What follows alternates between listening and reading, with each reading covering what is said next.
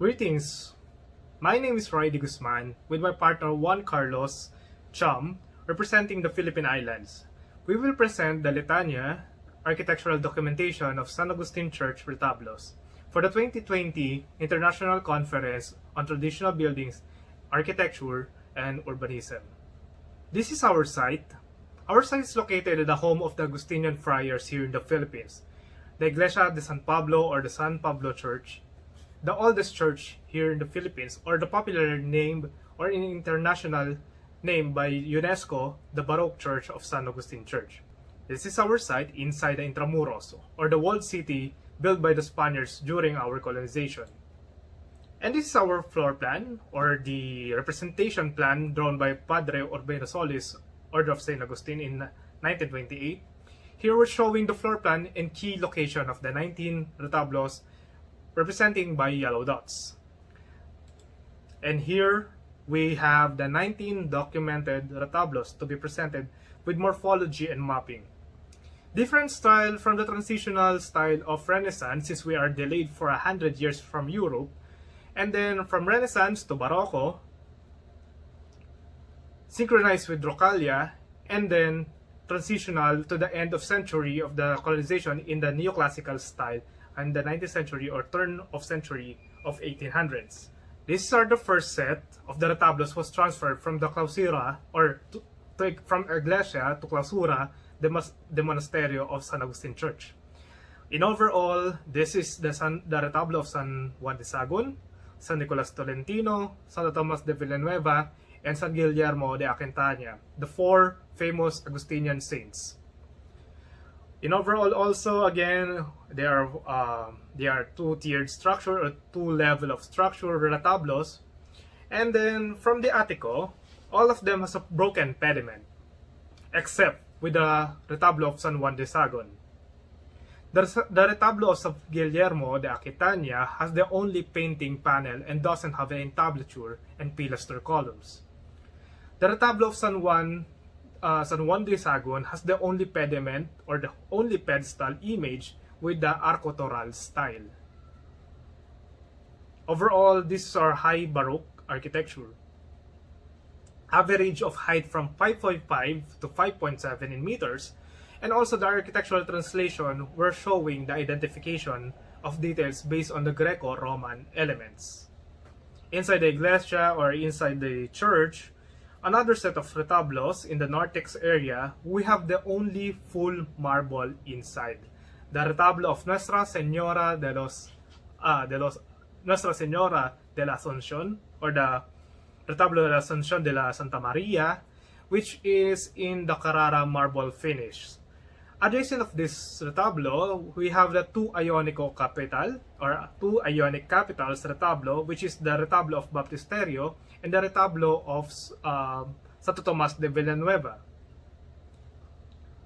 Another unique retablo inside the narthex, we have the retablo of Señor San Jose, which is, if you notice in the second tier, it has an additional level or additional tier which concludes in different style. Another translation of the narthex retablo, the set 2, again, it's a purely Italian style, if you notice in the retablo of Santa Maria de la Asunción or Asunción de la Santa Maria.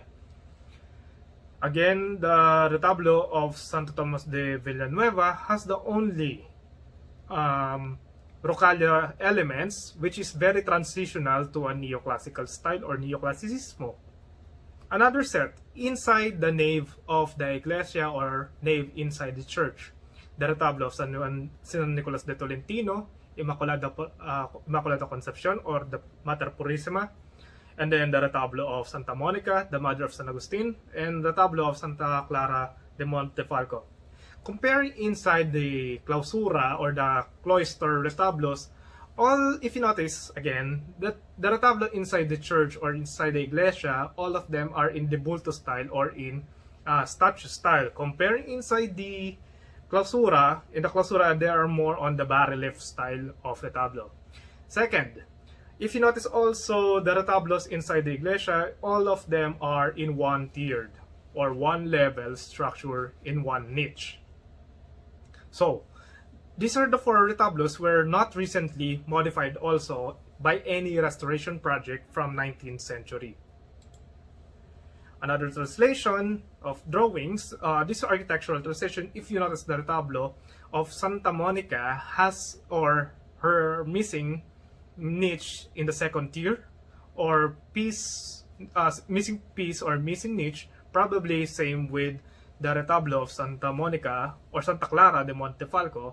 And the last retablo of La Purísima Concepcion has the full detail of the attico or the pediment. All four retablos are in a high Baroque style. So good day, I'm Juan Cham, here to continue the presentation of retablos.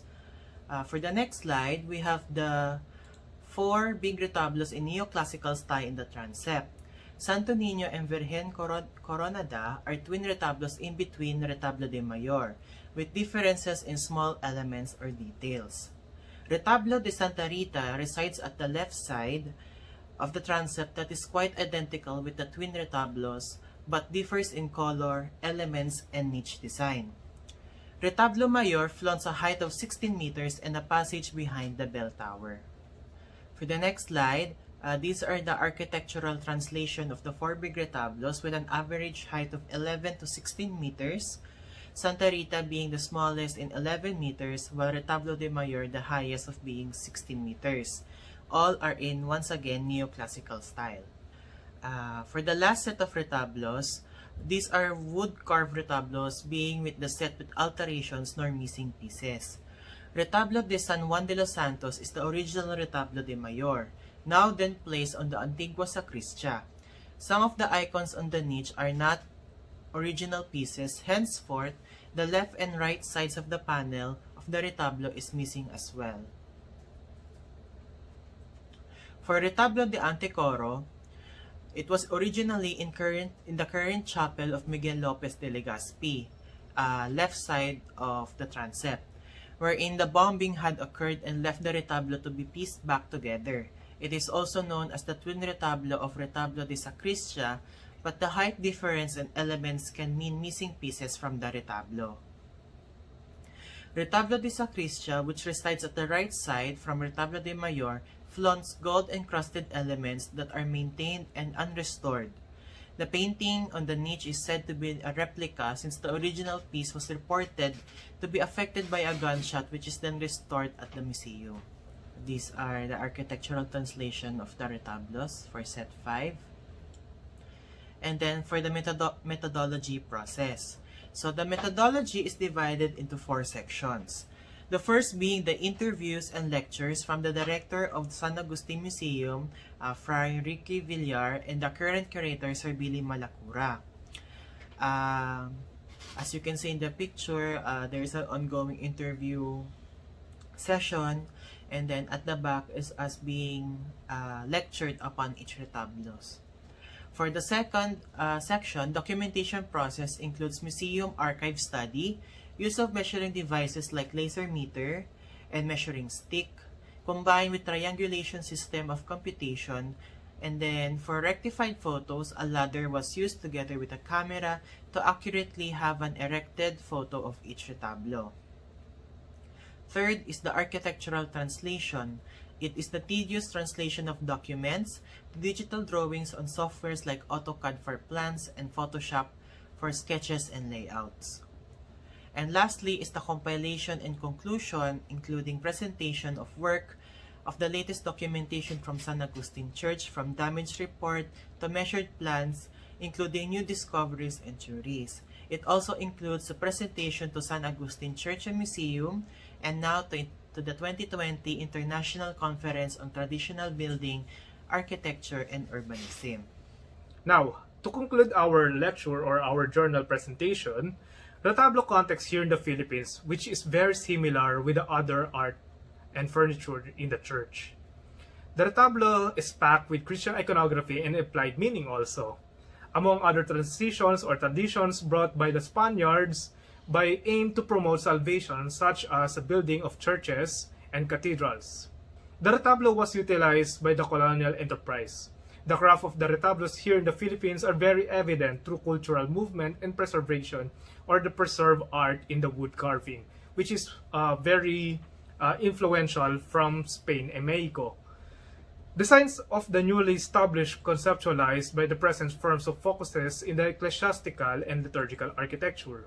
International elements, specifically in philosophy and principle from the Spanish and Mexican context in the retablo, wherein the depiction and the iconography designate the history of our country. And that's all. Thank you so much, and mabuhay from Philippines.